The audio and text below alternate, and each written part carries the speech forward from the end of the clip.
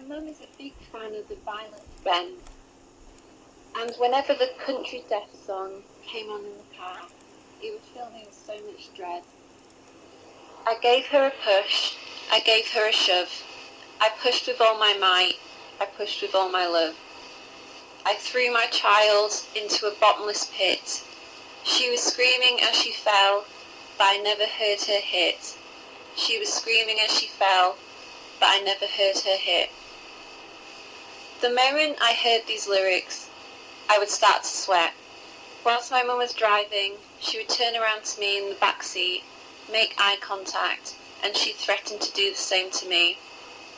Just take your lovely daughter and push her in the well. Take your lovely daughter and throw her in the well. Sometimes she wouldn't even say anything. She didn't need to say anything. I already knew the message she wanted to get across. A staple outfit for my granddad was leopard print swimming trunks and steel-toed work boots. He called himself the Body. It was a self-proclaimed title. I scalded my wrist at the Great Yorkshire Show. I was told to wait for a manager to drive me home. I ended up sitting behind a refrigerated lorry for a couple of hours before his shift was over. Meanwhile, a rotation of people sat next to me on their smoke breaks. They all said the same thing. Lucky, you're being paid to sit around. I didn't feel very lucky. Eventually, I got driven home to York from outside Harrogate by a guy who lives in Goathland. I had to go in from the back gate since I cycled to the racecourse and hadn't brought my front door keys. I got home at 2 p.m. when I wasn't meant to be back until about 8 p.m. I walked into the living room where my dad was sat, and he didn't say anything. Nothing was out of the ordinary, apparently. I started crying. For the next few months, you could see my watch buckle imprinted on my arm.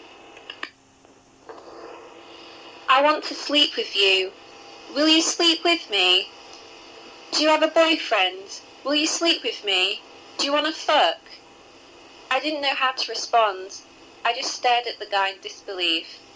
I tried to get away, but I ended up being sandwiched between him and the wall. I looked pleadingly at a woman who walked past. Fortunately, no one needed to intervene since he walked off, as I didn't give him the answer he wanted. It must be your time of the month, he said as he crossed the road.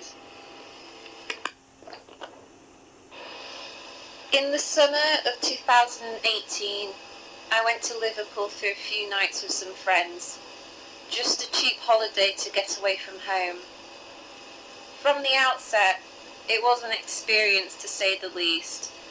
From the staff who told us to just fucking take the towels, the two Dutch guys who tried to get us to do shots of tequila in the lift at 10 a.m, the man who stole boxes of Strongbow from the little Tesco's, the cans flying everywhere and rolling down the street as he escaped, the catcalling men who advised us to smile, bit generic, getting kicked out of every bar we went to since summer was still underage, the man who was walking past me, and as he did, he wrapped his hand around my waist before carrying on in the opposite direction without saying a word, the woman we watched flail waist deep in quicksand.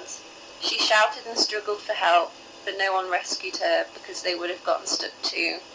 She made it out, eventually.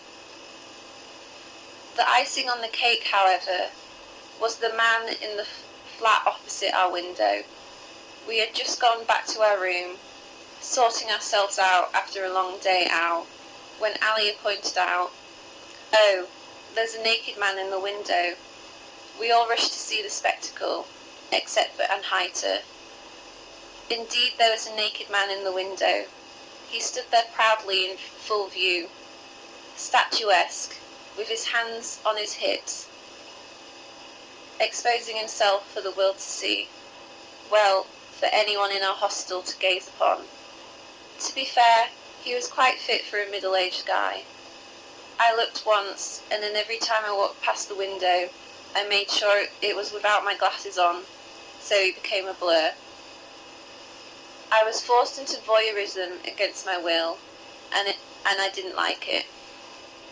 It was all fun and games until one evening, Alia waved at him, and he reciprocated. He waved back. He knew we could see him. He got what he wanted. I tried not to think about the severity of the situation. A man indecently flashing us, a group of young girls. Now, it's a story I like to tell people. I'm not sure what people think of me when I recite the tale, but I enjoy it, since dwelling on the details will just make my anxiety go off the charts. I fell out with my friends in Amsterdam. It was a spontaneous trip, and I was excited. The first time abroad without my parents. It was going well until she wanted to go back to the hostel and edit her friend's essay for her, rather than staying out. We were stuck together for a couple more nights, but we pushed through.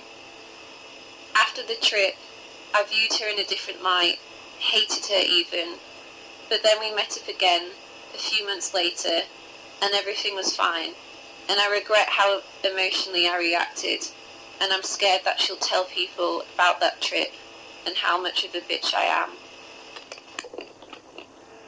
Me and Casey began to discuss the patriarchal male gaze and the capitalist consumerist nature of the pressure to be or feel pretty, the fabricated insecurities that are profited off, beauty and self-care and all that bullshit. I unintentionally let the binaries define me and buy into the false truths we are instructed to believe. I don't want to, but I do. This is the society we live in, and if I were to break them, that would be considered radical. Conform or be criticised, and be criticised anyway because that's what you have conformed into. This loosely leads me into the concept of virginity. Is it a real thing? No. Just because some guy has stuck his dick in my vagina doesn't add any more validation to my life. Although, I can think of someone I'd want to do that to me. I digress. It makes me question everything. I don't like it when men call me beautiful or sexy. It gives me an ego boost, but also fills me with such disgust. How dare you perceive me and objectify my existence, but please keep on going. Two guys have stuck their fingers inside of me, but I didn't enjoy it. It doesn't count. I didn't enjoy it. I wasn't pleasured. It just happened. My first sexual experience and my first Tinder date, Ian. I should have seen the red flags, but I only saw him once, so I shouldn't beat myself up about it. However, the aftermath of the experience followed me for months. First, the morning after, the night before, Kat and Casey started a conversation about STDs and how you can get them from receiving oral sex. Fuck, that got the anxiety going. Then I got a yeast infection and then got rid of it. Then it came back. Several swabs later, I was told I didn't have anything and shouldn't be worried. But my vagina still scares me. I got off with one of Joe's friends. I'm embarrassed that I let that happen. I went into that knowing I didn't want anything, but I did it anyway. Do I enjoy the power of rejecting someone? Maybe. It's hypocritical because the thought of someone rejecting me fills me with so much dread.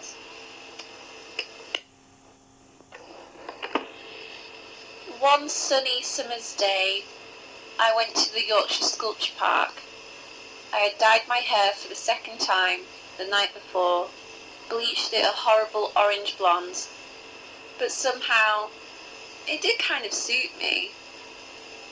My parents both had a day off work, and it was nice just to get out. Dad did ditches for most of it because his feet hurt. On the way back, we got stuck in a traffic jam for several hours. It was my fault, of course. We wouldn't have been there if it wasn't for me. I opened a packet of crisps and offered them to my dad in the front seat. They spilled everywhere and down the sides of the seats. I did it deliberately, according to my mum. I can never have an accident in her eyes. Every action I take is intentional and filled with spite. Eventually, we drove past the lorry that had crashed through the separating barriers. Ambulances and police cars scattered the road, along with the front of the lorry cab, and contents spilling out of the back. I believe the crisps are still down the side of the driver's seat, but my mum won't admit that. Back at the pub again, missed drinking in a civilised atmosphere. Unfortunately, it didn't end up being that way. I'm glad George came for Kat's sake, but he definitely does change the vibe. Somehow the two guys sat at the opposite end of our bench started talking to us. The one in the pink jacket managed to sit right next to Casey. It was an uncomfortable experience. I asked her if I should ask one of the bar staff for help. She said it was fine. George ended up doing coke in the bathroom with the creepy guy. I was disappointed that he did that, and I could tell Kat was too. I only had 4 pints, but I felt really drunk, and woke up with a huge bruise on my leg that hurt when I walked.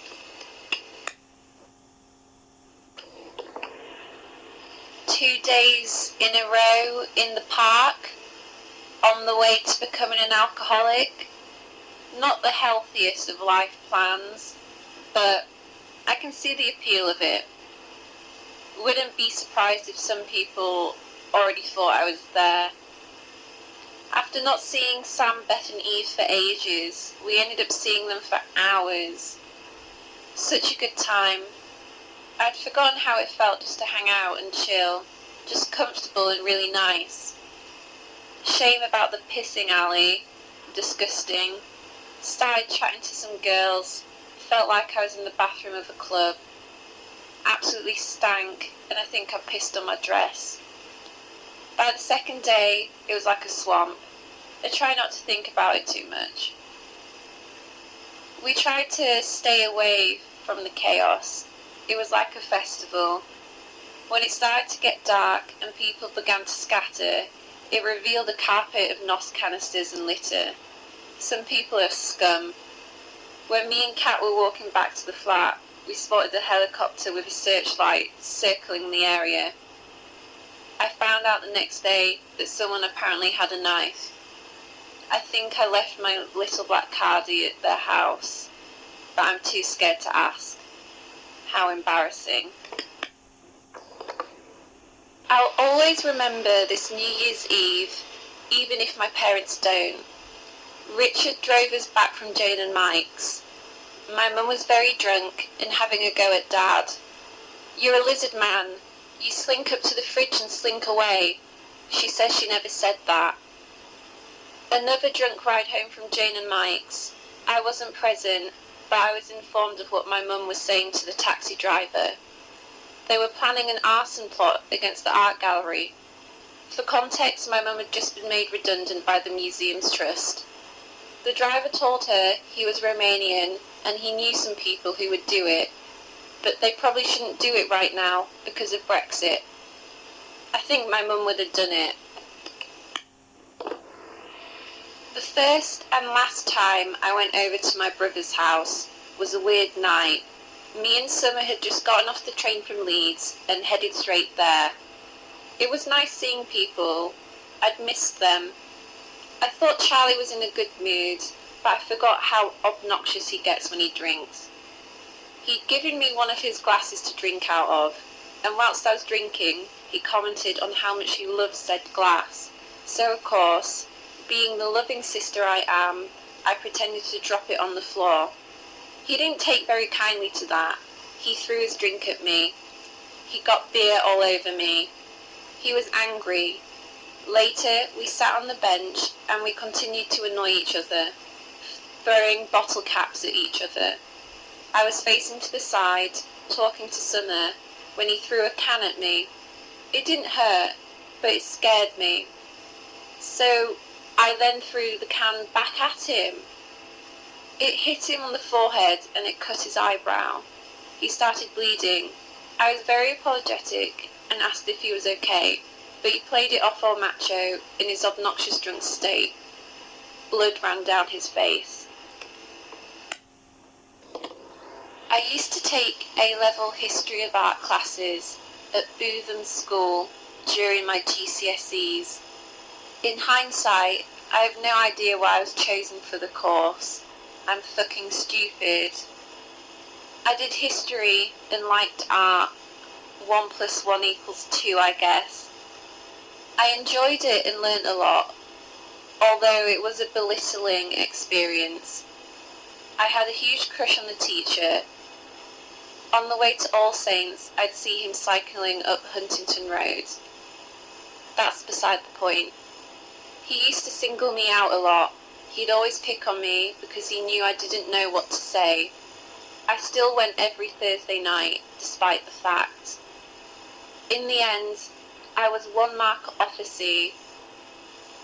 It was because I tried to justify the Dessau Bauhaus as being a domestic building. It was because I couldn't remember the name of that fucking Venetian mansion. Oh well. Mr. Stavridis told me to retake the exam when I collected my results. I was exhausted. My 20th birthday was an awful experience. It made me question a lot of things, but mainly reassured me of how insignificant I am. I just wanted a chill night, so I booked us in to go bowling. The day before, Vanessa cancelled because she had work in the morning. Fair enough. I had to call Tenpin to try and get a refund, but could only exchange the price of 1 person for food and drink. The 29th of February, my birthday, a leap year, a special occasion. I woke up to a text from Kalika, sent at 7 in the morning. I have really bad cramps. I don't think I can go tonight. So I messaged her back. Oh no, hope you're okay. Don't write off the evening just yet. There's still 12 hours until bowling, haha. She didn't reply. Didn't even wish me a happy birthday. That's when our friendship ended. I didn't even have to do anything. Casey couldn't turn up because she had tonsillitis. Kat reassured me she could make it, but I knew she wouldn't. She was ill.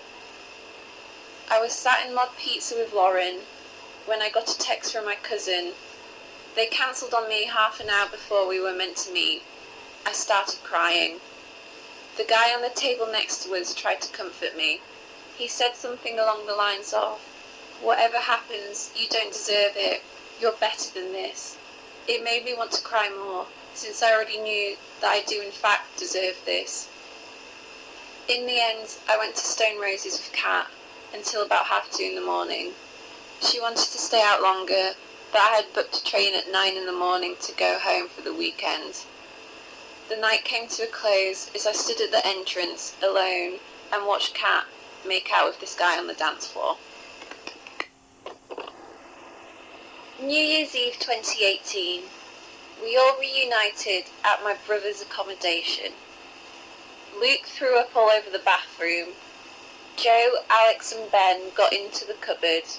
2 got out alive, and Ben threw up all over the floor. We all stumbled into town. Sarah started making out with Ethan. We met others at dusk.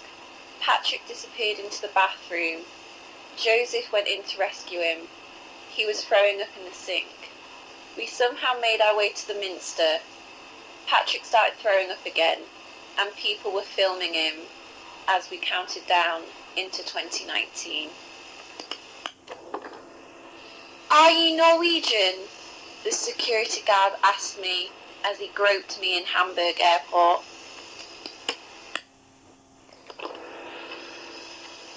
In the end, I never really found out what I had, but I was ill for a couple of months a few years ago. I had gone swimming with Summer. I had a bit of a sniffle, but didn't think anything of it. Over the weekend, I started feeling a bit ill. On the Sunday night, I was kept up by my own coughing. The next morning, my voice was so scratchy and my sides hurt. The day after, my voice had completely gone. I managed to go to school in the morning, but felt so faint I had to go home. I made it about halfway before I felt like I was going to pass out. I got on a bus, but couldn't even ask for a ticket. I put my money down and found a seat. I repeated this for a few days until my tutor caught me and said I wasn't allowed back until next week. I don't know why I tortured myself. Perhaps I was scared of missing out on something. I still am. The cough didn't leave me. One day I coughed up some blood. I made a doctor's appointment. She told me if it carried on for another week, I'd be prescribed some antibiotics. I explained to her I'd already had this for months. She ignored my worries. It went away the next week anyway. My mum hates tattoos, hates them, detests them. She believes if you get a tattoo, you've ruined your body. Although she approves of one tattoo and one tattoo only. Her friend, who I think is called Andy, has one of Yosemite Sam. She says it makes sense. I'll take her word for it. Summer got a tattoo of a T-Rex skull on her arm. Shortly after, we went to see Panic at the Disco in Manchester. We sat down to have some food beforehand. Summer took off her jacket, and my mum immediately saw it, locked and loaded, ready to attack. She went in on her. It was relentless. I was so embarrassed. I felt responsible. Summer didn't really care, but she told her dad about it afterwards, and he was pissed off about the fact. I heard one of upstairs coming out of their front door as we were about to pop to the shops. We needed to confront them about having a party that kept us up all night. We had tried knocking on their door earlier, but no one answered. Obviously, they were just ignoring us. It was Jamie who came out of the front door. I explained that we hear everything, so when you have a party or play football at 2 a.m, it keeps us awake. It sounds like you're going to come through the ceiling. He told me I need to be more lenient and that they didn't play football and had only bounced the ball once. I was so frustrated. He just lied to my face. I'm glad he walked off because I don't know what I would have said if he stayed. What could I even have said? It wouldn't have made a difference. I closed our door and started crying. The others apologised for hiding. I don't blame them. I wouldn't have wanted to be in my position. Apparently, I peaked on Halloween. I was on form, according to Joe. Thanks, Dad. I'm not sure if I was. Whenever I start to get drunk, I feel like that's when I start to harass people. I'm glad I missed the bad parts of the night, but still had to deal with the aftermath.